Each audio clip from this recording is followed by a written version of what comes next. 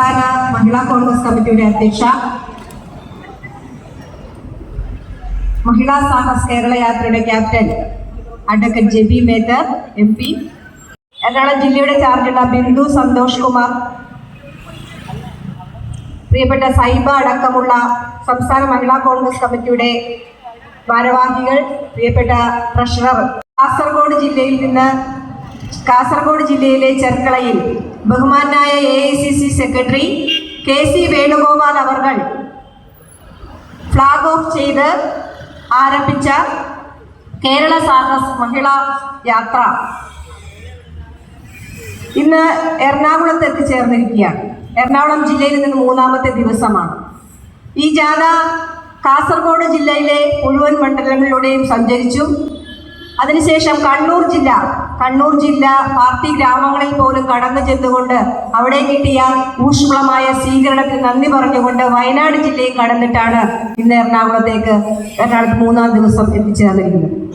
നമുക്കറിയാം, കേരളത്തിലെ സ്ത്രീകളുടെ ഉന്നമനം ലക്ഷ്യമിട്ടുകൊണ്ട്, കേരളത്തിലെ സ്ത്രീ ശക്തിയെ ജ്വലിപ്പിച്ചുകൊണ്ട്, സ്ത്രീ ശക്തിയെ സമരമുഖങ്ങളിലേക്ക് ഇറങ്ങുന്നതിന് ആഹ്വാനം ചെയ്തുകൊണ്ട് സംസ്ഥാന മഹിളാ കോൺഗ്രസ് കമ്മിറ്റിയുടെ അധ്യക്ഷ പ്രിയപ്പെട്ട അഡ്വക്കേറ്റ് ജെബി മേത്തർ സ്ഥാനമേറ്റതിന് ശേഷം നടത്തുന്ന പ്രവർത്തനങ്ങളുടെ തുടർ പ്രവർത്തനമാണ് ഈ മഹിളാ സാഹസ് കേരള യാത്ര.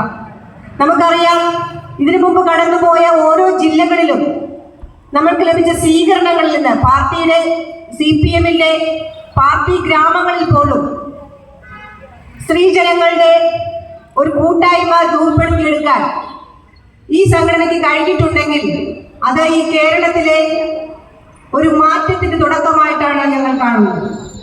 നമുക്കറിയാം, കേന്ദ്രം ഭരിക്കുന്ന BJPയുടെ നരേന്ദ്രമോദി സർക്കാരാണെങ്കിലും കേരളം ഭരിക്കുന്ന പിണറായി വിജയന്റെ സർക്കാരാണെങ്കിലും സ്ത്രീജനങ്ങളോട് കാണിക്കുന്ന, കുട്ടികളോട് കാണിക്കുന്ന, അവരുടെ ക്ഷേമ പ്രവർത്തനങ്ങളിൽ കാണിക്കുന്ന ആ വിമുഖത, അത് നമ്മൾ ചൂണ്ടിക്കാണിച്ചുകൊണ്ടാണ് ഈ ജാഥ ഓരോ സ്ഥലത്തുകൾ കടന്നു പോകുന്നത്.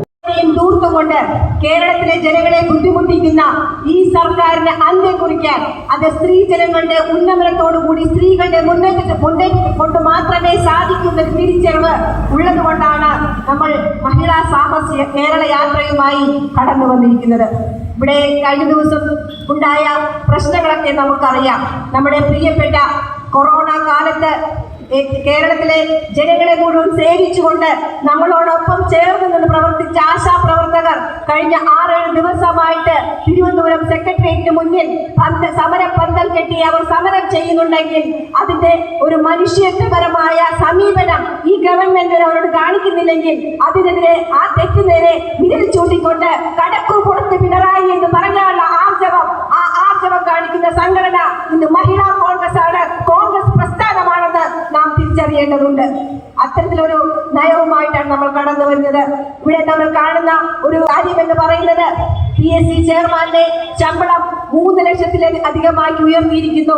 കേവലം 7000 രൂപ ഓണററിയെ കിട്ടുന്ന ആശാപ്രവർത്തകർ അവരുടെ ശമ്പളം അതാത് മാസം കിട്ടണം, അവർക്ക് അവരുടെ ഉപജീവനം കഴിയണം, അവർക്ക് സ്വസ്ഥമായി ജീവിക്കണമെന്ന് ആവശ്യപ്പെട്ടുകൊണ്ട് ന്യായമായ രീതിയിൽ സമരം ചെയ്യുമ്പോൾ ആ സമരത്തിന് നേരെ മുഖം തിരിച്ചുകൊണ്ട് ഇവിടെ ആശാപ്രവർത്തകരെ സംരക്ഷിക്കേണ്ട ഉത്തരവാദിത്തം ഈ ഗവൺമെന്റിനില്ല, അതെല്ലാം ചെയ്യേണ്ടത് കേന്ദ്ര ഗവൺമെന്റ് ആണെന്ന് തൊടു ന്യായം പറഞ്ഞുകൊണ്ട് അവരുടെ നേരെ മുഖം തിരിക്കുന്ന ധനമന്ത്രി ബാലഗോപാലിനുള്ള മറുപടി ആയിരിക്കണം നമ്മുടെ എല്ലാ പ്രതിഷേധമെന്ന് ഞാൻ നിങ്ങളോട് സൂചിപ്പിക്കുകയാണ്.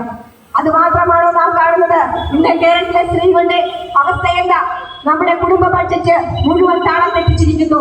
വിലക്കയറ്റം കൊണ്ട് രൂക്ഷമായ ഒരു പരിസ്ഥിതിയാണെന്നുള്ളത്. ഇന്നലെയും വിനിയാകുമൊക്കെ ഞങ്ങൾ എറണാകുളം ജില്ലയുടെ മലയോര പ്രദേശത്തായിരുന്നു. വയനാട് ഞങ്ങൾ കടന്നു ചെന്നപ്പോൾ ഞങ്ങൾ കണ്ടു അവിടുത്തെ സാധാരണക്കാരുടെ വിഷമങ്ങളെന്താണെന്ന് ഞങ്ങൾ മനസ്സിലാക്കി. ഒരു നേരം ജീവൻ കയ്യിൽ പിടിച്ചുകൊണ്ട് ഒരു രാത്രി പോലും ഉറങ്ങാതെ കാത്തിരിക്കുന്ന അമ്മമാരെയും കുട്ടികളെയും കണ്ടു. അവർക്ക് കിട്ടേണ്ട ന്യായമായ അവകാശങ്ങൾ, അവർക്ക് കിട്ടേണ്ട ന്യായമായ നീതി അത് ഉറപ്പാക്കുന്നതിന് വേണ്ടിയിട്ടുള്ള യാത്രയാണ് അഡ്വക്കേറ്റ് ജെബി മേത്തറുടെ നേതൃത്വത്തിൽ ഞങ്ങളിവിടെ തുടങ്ങി വെച്ചിരിക്കുന്നത്. ഈ ജാഥ തിരുവനന്തപുരത്തേക്ക് എത്തുമ്പോൾ നമ്മളുടെ മണ്ഡലം കമ്മിറ്റികളിൽ നിന്ന് സ്വീകരിക്കുന്ന കുറ്റപത്രം, ആ കുറ്റപത്രം വലിയൊരു കുറ്റപത്രമായി പിണറായി വിജയന്റെ സെക്രട്ടേറിയറ്റിലേക്ക് കടന്നു ചെന്നുകൊണ്ട് പിണറായി വിജയന് കൈമാറുമ്പോൾ ഞങ്ങൾ ആർജവത്തോടെ ഒരു കാര്യം ഉറപ്പു നൽകുന്നു. 2025-ലും 26-ലും നമ്മൾക്ക് പ്രതികരിക്കാൻ ലഭിക്കുന്ന അവസരമാണ്.